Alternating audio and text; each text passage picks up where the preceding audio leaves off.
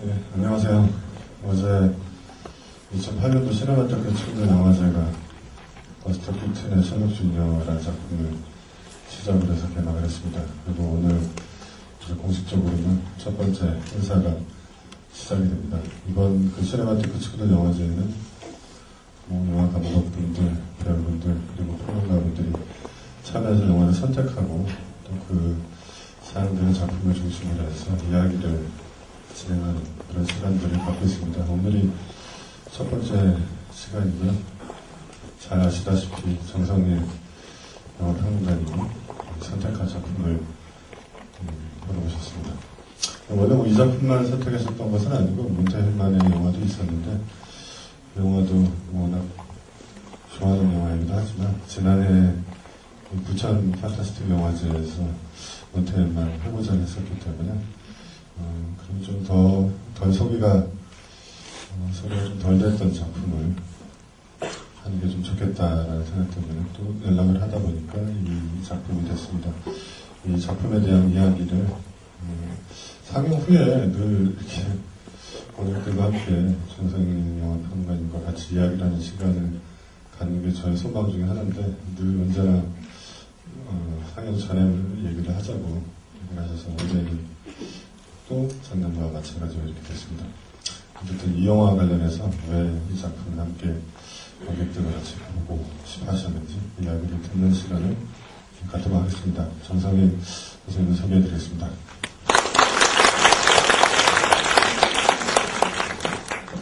안녕하세요. 정성일입니다.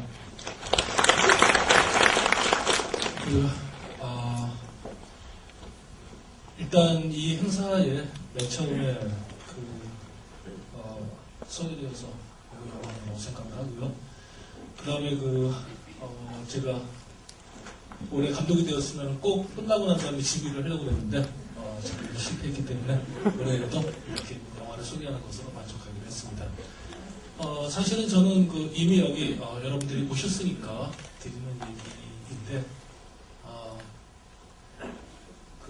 시네마테크에게는 매우 미안한 표현이기는 합니다만 이 자리에 저는 이렇게 많은 분이 오기를 원치 않았었습니다. 왜냐하면 두 가지 이유 때문입니다. 첫 번째는 오늘 제가 선택한 영화를 봤다는 사람을 꽤 영화를 사랑한다고 말하는 많은 사람들과의 자리에서 영화 이야기를 이리저리 하다가 문득 여러분들도 아마 비슷한 표현을 쓰실 테니까 그런데 혹시 수다를 보셨습니까? 라고 했었을 때에 봤다고 말한 사람을 10명 미만만 만났기 때문에 저는 그 숫자가 계속 유지되기를 희망했었습니다. 그러나 이제 그 목록에서 이 명단은 지워야 할 것 같습니다. 두 번째는 이것이 앞에 얘기가 농담이라면 두 번째 얘기가 진담인데 이 영화는 모든 분들이 좋아할 수 있는 영화가 아닙니다. 모든 분들이 좋아할 수 있는 영화 아닙니다.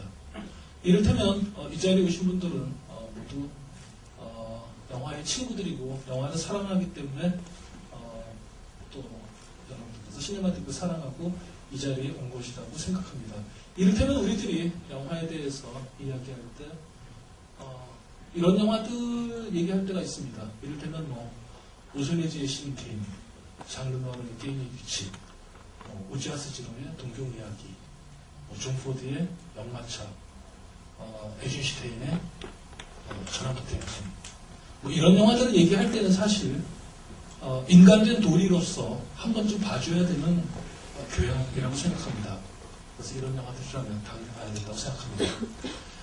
그 다음에 명단이 있습니다. 이를테면 하우독스의 미국이라고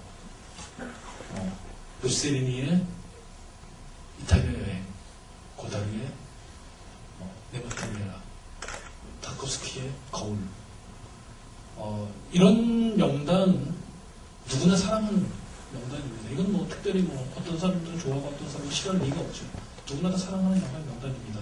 그러므로 이 영화들을 특별히 싫어한다는 사람을 만난 적은 없었던 것 같습니다. 여기까지는 친구들의 명단입니다. 그런데 그 다음에 세 번째 명단이 있습니다. 저는 이것을 취향의 명단이라고 부르고 싶습니다. 이를테면 우리들이 만나서 영화 이야기를 한참 하다가 그런데 나는 스즈키 세이준의 살인의 낙인이 너무 좋아 라고 말하는 순간 이 사람을 계속 친구로 사귀어야 될 것인가 라는 생각이 듭니다. 혹은 너무 예쁜 표정을 앞에서 막 영화 얘기를 하다가 문득 그런데 말입니다. 저는 1년에 한 번쯤은 파주리니의 살로를 봐줘야 될 것 같습니다. 라는 순간 문득 대화를 멈추고 계속 이 사람을 만나야 될까라고 생각하게 됩니다. 혹은 이리저리 만나다가 상대방의 입에서 하지만 이탈리아 감독 중에서 저는 카를로스 베네치를 좋아해야 된다고 생각합니다. 할 때에는 이런 사람을 친구로 사귀고 싶다라는 생각을 못하게 됩니다. 말하자면 그런 취향의 명단들이 있습니다. 이 수라라는 영화를 제가 처음 본 것은 1989년에 동경에서 처음 봤습니다. 작은 개요대학 앞에 있는 매우 작은 극장에서 했었습니다. 그 영화를 보고 아마 동경영화제에 갔었을 때였었던 걸 기억하는데 영화를 보고 와서 그 다음날 어떤 사적인 라운드 테이블에서 이 영화를 본 흥분을 참지 못하고 저도 도시에 수라를 보았는데 참 정말 좋았습니다라고 얘기할 때 제 앞에 앉아있던 일본 총무가분이 여자분이 대화를 문득 멈추고 저를 미묘한 표정으로 보는 순간 이 사람과 친구가 되기 틀렸구나 라는 생각을 가졌습니다. 말하자면 이러한 명단들에 속하는 영화 저는 1년에 한 번쯤은 저에게 이러한 선택의 티켓이 왔었을 때 말하자면 이런 취향의 영화를 한번 선택하고 싶었습니다. 그러므로 아마 오늘 보실 이 영화가 여러분들 모두를 만족시키지는 않을 것입니다. 혹은 여러분들 중에 일부는 이게 무슨 개수작이야 라고 말할 수도 있습니다. 저는 그분들을 탓할 생각이 추호도 없습니다. 왜? 이런 취향이 많으니까. 마츠모토 도시오의 이 수라라는 이 영화는 1971년 2월 12일에 동경에서 처음 개봉되었습니다. 그리고 즉각 망했습니다. 거의 본 관객들이 없었고 그리고 비평가들로부터도 별로 지지를 받지 못했습니다. 아주 소수의 사람들에게만 열렬하게 지지받았을 뿐이었습니다. 그런 다음 곧 이 영화는 모든 목록에서 사라졌습니다. 몇몇 글 혹은 책에서 이 영화가 언급이 되기는 하였습니다. 이를테면 노엘 류시가 쓴 일본 영화에 관한 책인 투 더 디스턴트 업저버라는 책의 맨 마지막에서는 와카마스 고시의 영화와 천사의 황홀과 그 다음에 이 영화가 말하자면 일본 영화의 두 가지 가능성이 아니겠는가라는 식으로 우리 글이 쓰여져 있는 걸 아마 읽어보신 분들도 있으실 것입니다. 혹은 몇몇 캠프 문화에 관한 책들에서 이 영화가 언급되곤 합니다. 하지만 너무 여러분께서 꼭 캠프 문화를 지지하지 않으시더라도 저는 이 영화 충분히 사랑할 수 있다고 믿습니다. 이 영화는 개봉 즉시 그 당시에 일본 영화의 중심에 꼭 인디펜던트라고 할 수 없죠. 말하자면 어떤 진보적인 영화의 선두에 섰었던 오시마 나기사와 마츠모토 도시오 사이에서 강렬한 논쟁이 벌어졌었습니다. 논쟁의 기록을 제가 이 자리에서 상세히 묵일 수는 없으나 내용은 두 마디로 간단하게 요약할 수 있을 것입니다. 오시마가 말하자면 그 긴 글을 쓴 다음에 맨 마지막 문장을 이렇게 끝냈습니다. 마츠모토, 그렇게 영화를 하면 안 된다. 이것이 핵심입니다. 그러자 마츠모토 쇼가 거기에 맞받아 치면서 첫 문장을 이렇게 시작했습니다. 관객을 버려두어라. 그들의 뜻대로. 마스모토시오가 한편으로는 브리티의 매우 열렬한 그 지지자였다는 점을 여러분들께서 함께 영화를 보시면서 생각해 주시기 바랍니다. 마스모토시오의 영화는 아마 단편 영화 모음집이 시네마테크에서 상영된 적이 있었던 걸로 알고 있습니다. 상영된 적이 있었죠? 모아서. 예, 그래서 아마 여기 열심히 출근하신 분들께서는 아마 이미 보셨을 것이고, 또 첫 번째 장편 데뷔작인 그 장미의 행렬이 전주영화제에서 한 번, 그리고 다음 달에 그 아트 선제 시절에 상영이 있기 때문에 아마도 여기 오신 분들에게 이 이름 자체가 낯선 이름은 아닐 것입니다. 영화의 요지는 매우 간단합니다. 이 얘기는 그 두 가지 얘기를 한데 합쳤습니다. 하나는 그 주신구라라는 이야기, 그 충신 구라무스케의 그 이야기. 아마도 2년 전 그 크리스마스 이브날 딱히 눈이 내려도 시청 앞 크리스마스 트리를 부지려가는 것 외에는 별로 할 일이 없으신 분들께서 이 자리에 오셨던 걸 기억합니다.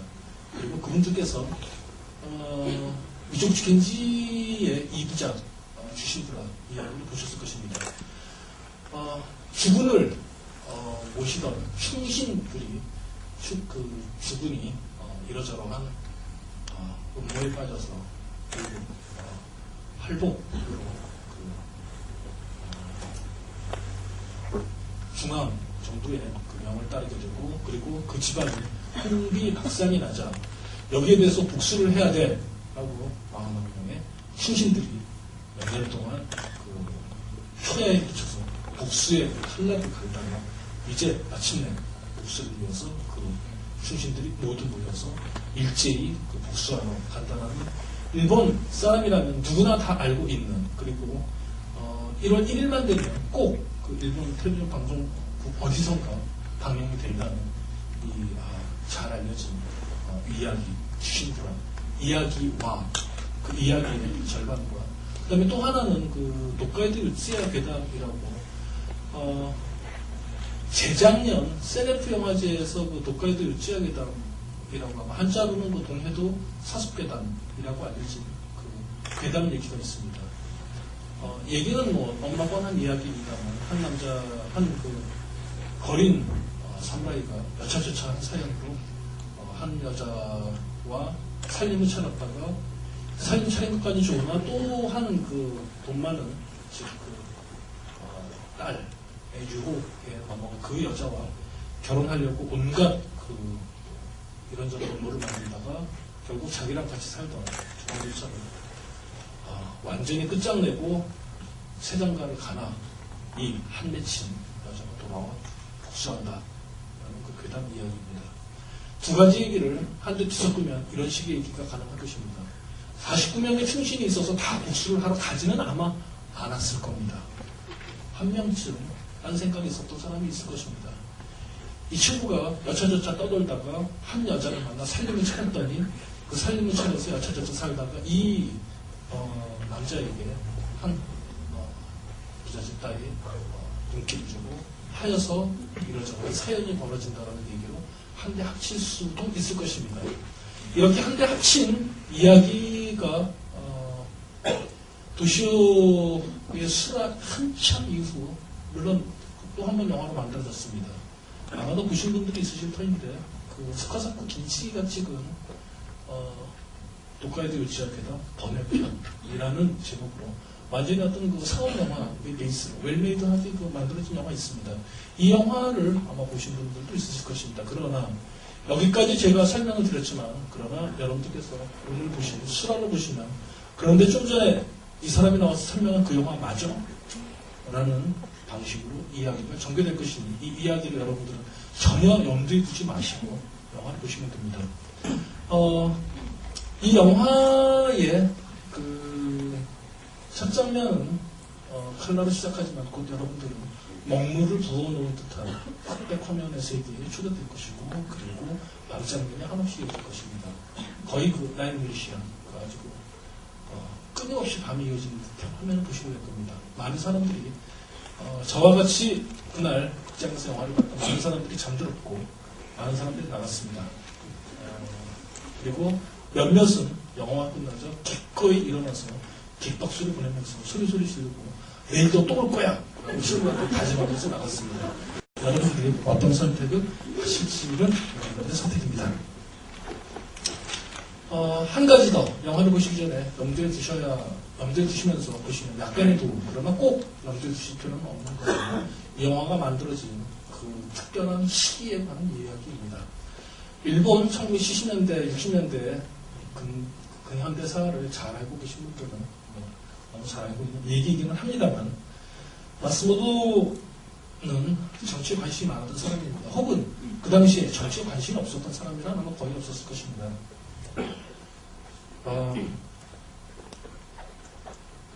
1969년 1월 하면 아마도 누구나 일본 사람들이라면 즉각적으로 떠오르는 것은 동경대의 야스다 강당이었을 것입니다. 당시의 전공2들은 동경대의 야스다 강당을 점거하고 혁명투쟁, 단지 시위 정도가 아니라 혁명투쟁을 하고 있었습니다. 혁명제를 끝내고 그리고 새로운 일본을, 그러나 일본 정부는 애들이 노는 것이라고 생각하고 계속 구경했으나 이제 더 이상 못 봐주겠구나 라고 생각을 하고 야스다 강당에 헬리콥터를 날리고 1월, 그 추운 1월에 그 창문을 다 부시고 그리고 주류탄을 쏟아 부어서 모조리 잡아갔습니다. 아마 이것이 전공투의 거의 마지막 투쟁이 되었을 것이고, 그때 그 강당에 있었던 유명했었던 그 일기는 질 줄 알더라도 싸워야 하는 싸움이 있다 라는 그 일기는 훗날 그 일본 정권의 어떤 그 노래 가사 후렴처럼 전해졌습니다. 말하자면 그러한 그 투쟁 속에서 마스모토 시오는 장미의 행렬을 찍으면서 이런 말을 했습니다. 자, 아버지 엄마의 죽음, 이라는 표현을 썼습니다. 그러나 전공투는 그 후 매우 이상한 방향으로 몸을 틀기 시작했습니다. 1970년 1월 전공투 내에서는 린치 사건이 벌어지고 적군파라는 이름을 내세워서 심지어 분기를 잡는다는 이유로 그 유격 훈련을 하면서 자기의 동료를 죽이는 사건까지 발생했습니다. 아마 전공투가 끝나는 시점이었을 것입니다. 마스모토의 그 발표했었던 당시의 글이 있습니다. 이 영화를 찍기 전에 쓰여진 글이기 때문에 아마도 무관하지 않을 것입니다. 첫 문장이 매우 인상적으로 시작합니다.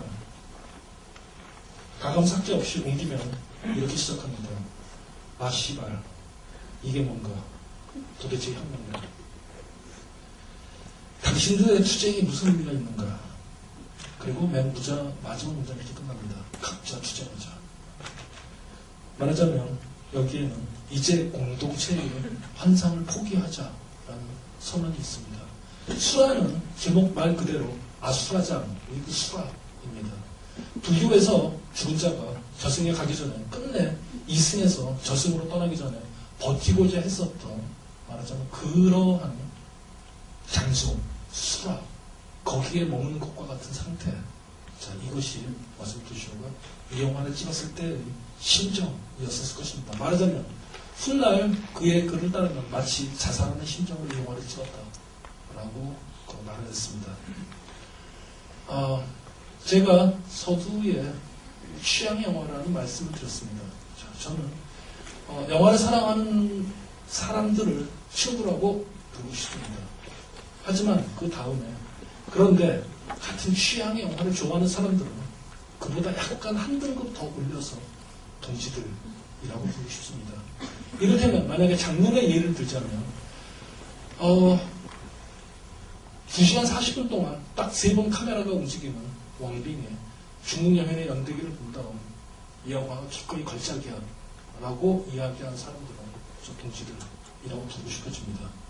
혹은 거의 누구도 이야기하지 않았으나 그래도 기꺼이 이 영화를 봐야 돼 라고 달려와서 돈키호테 이야기를 이렇게도 찍나? 라고 했었던 알베르트 세라의 기사에게 경배를 이라는 영화를 본 36명, 제가 그 숫자를 정확히 기억하고 있습니다. 그 36명들에게 저는 동지들이라고 부를 수 있습니다. 혹은 재작년에 라브 디아즈가 지금 11시간 40분에 필리핀 가족의 진화를 보러 왔었던 28명. 그 첫 시작부터 마지막 끝날 때까지 하루 종일 그 영화를 같이 보고 쓸쓸히 극장을 함께 나가는 그 사람들을 향해서 저는 동지들이라고 부르고 싶어졌습니다. 자, 이 영화를 보고 여러분들이 기꺼이 지지하실 수도 있고 난 이런 영화 정말 싫어 라고 말하실 수도 있을 것입니다. 하여튼 저는 제게 그 티켓이 주어지는 한 계속 제 취향의 영화를 선택해볼 생각입니다. 올해 잘 경험해 보시고 내년에 또 선택해야 될지 여러분들이 생각해 보시기 바랍니다. 자, 여러분들께 저는 하여튼 그래도 2008년 1월 9일 이 자리에 오신 여러분들에게 동시들 이렇게 해주고 싶습니다. 진심으로 여러분들 새해 복 많이 받으시기 바랍니다. 감사합니다.